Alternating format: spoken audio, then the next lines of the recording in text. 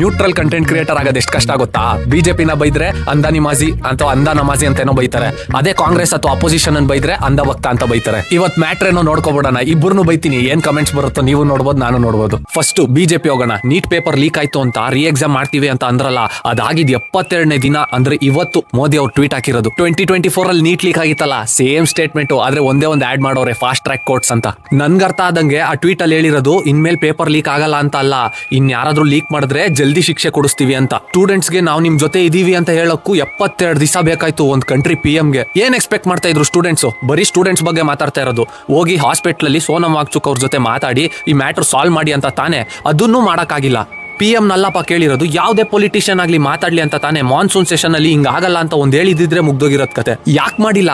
ಒಂದ್ ಸತಿ ಮಾತ್ ಕೇಳ್ಬಿಟ್ರೆ ಇನ್ನೊಂದ್ ಸತಿ ಕುತ್ತಿಗೆ ಮೇಲೆ ಬಂದ್ಬಿಡ್ತಾರೆ ಅನ್ನೋ ಈಗೋ. ಇನ್ನೊಂದು, ಮಧ್ಯಪ್ರದೇಶ ಅಲ್ಲಿ ನಡೀತಿರೋ suicidal protest against Ken Betwa river linking project. ಈ ವಿಡಿಯೋ ನನ್ನ ಅಕೌಂಟ್ ಅಲ್ಲಿ ಇದೆ ನೋಡಿ. 1.5 ತಿಂಗಳಿಂದ ಆ ವಿಡಿಯೋ ಹಾಕಿದ್ದು, ಗೌರ್ಮೆಂಟ್ ನ ಕ್ವಶನ್ ಮಾಡಿದ್ದು, ಇವಾಗ ತನಕ ಒಬ್ಬರಿಗೂ ನ್ಯಾಯ ಸಿಕ್ಕಿಲ್ಲ. ಇವಾಗ ಬಿಜೆಪಿ ಆಯ್ತಾ, ಆಪೋಸಿಷನ್ ಹೋಗೋಣ. CJP ಬಗ್ಗೆ ದರಿದ್ರ ನಿಮಗ್ ಗೊತ್ತಿರೋದೆ.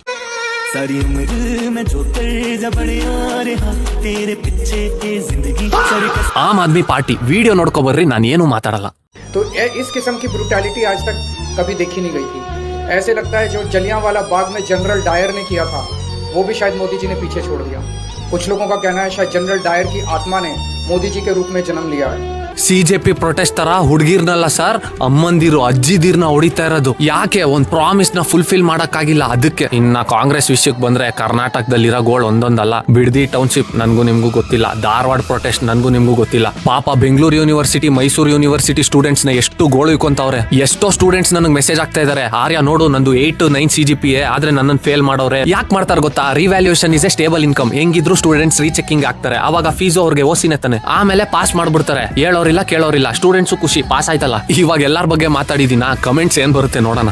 ಆದ್ರೂ I am proud of myself. ನನ್ನ ಫಾಲೋವರ್ಸ್ ಅಂತೂ ಕ್ರೇಜಿ, ಮೋಟಿವೇಟ್ ಮಾಡ್ತಾರೆ, ಸಪೋರ್ಟ್ ಮಾಡ್ತಾರೆ. ಮ್ಯಾಕ್ಸಿಮಮ್ ಎಲ್ಲರೂ ನ್ಯೂಟ್ರಲ್. ಒಂದು ಗೌರ್ಮೆಂಟ್ ಇಂದ ಬ್ಲೈಂಡ್ ಬಿಲೀಫ್ ಆಗಿ ಹೋಗಲ್ಲ. ಕ್ವಶನ್ ಮಾಡ್ತಾರೆ, ಅಪ್ರಿಶಿಯೇಟ್ ಮಾಡ್ತಾರೆ.